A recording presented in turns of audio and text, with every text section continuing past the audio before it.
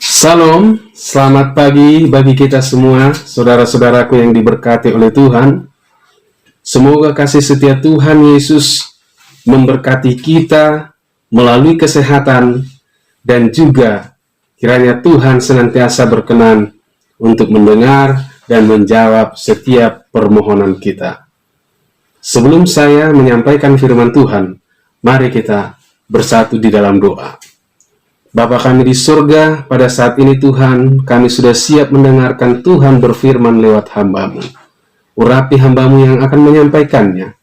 Urapan yang sama juga menjadi bahagian seluruh pemirsa, umat-umat Tuhan yang sudah siap mendengarkan Tuhan berfirman lewat hamba-Mu. Ampuni dosa pelanggaran kami, dalam nama Yesus kami berdoa. Amin. Saudaraku, perkenalkan, saya adalah Pendeta Firman Simanjuntak, akan membawakan satu renungan firman Tuhan pada pagi hari ini dengan judul Lapar dan Haus akan Kebenaran. Langsung saja kita buka Alkitab kita akan baca satu ayat kunci di dalam Matius pasal 5 ayat 6. Matius pasal 5 ayat 6, demikian bunyinya. Berbahagialah orang yang lapar dan haus akan kebenaran, karena mereka akan dipuaskan. Saudaraku, masalah serius dalam kehidupan kita adalah kebanyakan manusia sekarang ini tidak suka lagi, tidak antusias lagi untuk membaca akan firman Tuhan. Maka kita perlu memohon kepada Tuhan. Pada pagi ini kita perlu serahkan hati kita kepada Tuhan dan memohon kepada Tuhan. Katakan kepada Tuhan dalam doamu, ya Tuhan, kami rindu merasa lapar dan haus akan kebenaran. Tuhan juga memberi amaran di dalam Amos pasal 8 ayat 11. Aku akan mengirimkan kelaparan ke negeri ini, bukan kelaparan akan makanan dan bukan kehausan akan air, melainkan akan mendengarkan firman Tuhan. Akan tiba kita pada satu waktu merasa lapar tapi bukan karena makanan, merasa haus juga bukan karena minuman, akan tetapi kita akan lapar dan haus akan kebenaran. Hal yang perlu kita renungkan pada pagi hari ini adalah perasaan lapar dan haus itu adalah hal yang normal, di mana tubuh kita ini sangat memerlukan asupan air dan makanan untuk diproses agar kita bisa melanjutkan kehidupan ini. Di daerah timur dekat, curah hujan sangat jarang, saudaraku. Dan menurut salah satu sumber, rata-rata curah hujan di sana hanya 21 kali setahun. Yang mengakibatkan gurun pasir begitu panas dan persediaan makanan dan minuman juga sangat terbatas. Pada saat ini, saya akan membawa pemikiran kita fokus kepada arti kata lapar dan haus.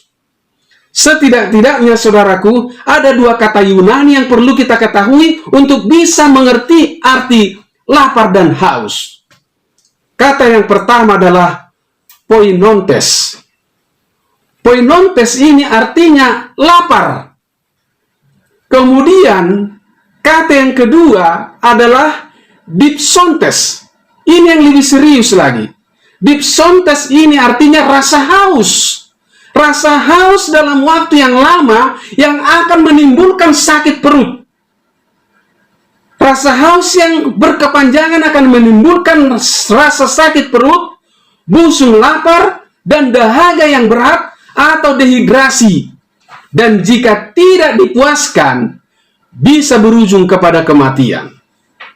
Yang lebih berbahaya adalah ketika kita dehidrasi, ketika tubuh ini kekurangan cairan, ini bisa mengakibatkan busung lapar. Jadi busung lapar itu bukan hanya sekedar kekurangan makanan, tetapi yang lebih serius ketika tubuh ini sudah kekurangan cairan, dehidrasi yang sangat luar biasa. Saudaraku, para ahli sudah meneliti, manusia bisa hidup, bisa bertahan hidup tanpa makanan selama 3 minggu. Tetapi manusia hanya bisa bertahan hidup tanpa air selama 4-7 hari.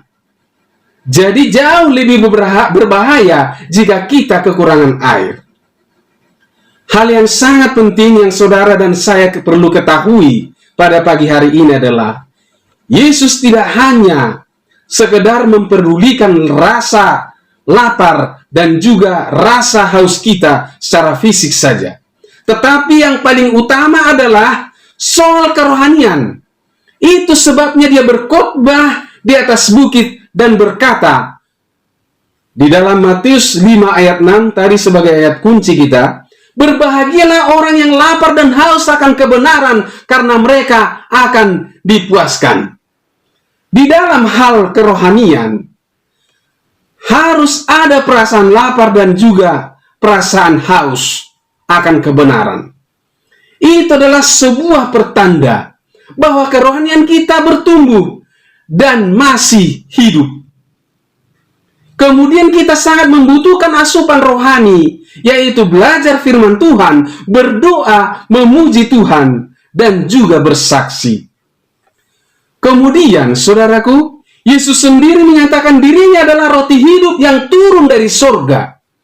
Tubuh dan darahnya adalah benar-benar makanan dan minuman yang harus dimakan dan diminum oleh setiap pengikutnya. Yang harus dimakan dan diminum oleh setiap orang yang mengaku murid Kristus, agar mendapatkan kehidupan yang kekal. Di dalam Yohanes pasal 6 ayat 54 dan 55. Namun saudaraku, sangat miris dan sangat disayangkan, banyak orang yang mendengarkan khotbah Yesus di perbukitan itu, namun tidak bersedia menerima keselamatan yang ditawarkan oleh Yesus. Malah mereka meninggalkan Yesus di Galilea. Apa yang menjadi kesimpulan bagi kita pada pagi hari ini? Sebagai pengikut Yesus, biarlah kita semakin lapar dan haus akan kebenaran, sehingga kita akan dipuaskan dan berbahagia selalu bersama dengan Yesus. Tuhan memberkati kita. Untuk mengakhiri renungan ini, mari kita rendahkan hati kita. Kita sama-sama berdoa. Bapa kami di surga, kami bersyukur Tuhan atas firman-Mu pada pagi yang indah ini, mengingatkan kami kembali supaya kami fokus datang kepada Tuhan, mempelajari akan firman Tuhan, mempelajari akan kebenaran firman-Mu, karena itu adalah merupakan bekal kerohanian kami. Biarlah kiranya Tuhan, kami tetap merasakan lapar dan haus akan kebenaran, sehingga setiap saat, setiap hari, kami rindu mempelajari firman Tuhan, kami rindu datang kepada Yesus, sehingga kami akan mendapatkan kedamaian yang berasal dari Tuhan. Mohon berkati kami masing-masing yang sudah mendengarkan firman-Mu. Berkati seluruh pemirsa, saudara-saudara kami seluruhnya yang sudah mendengarkan akan firman-Mu ini. Biarlah curahan Roh Kudus terjadi. Kiranya kami bisa mengimplementasikan, mengaplikasikan firman-Mu ini di dalam kehidupan kami sehari-hari. Ampunilah kami Tuhan atas segala dosa kelemahan kami.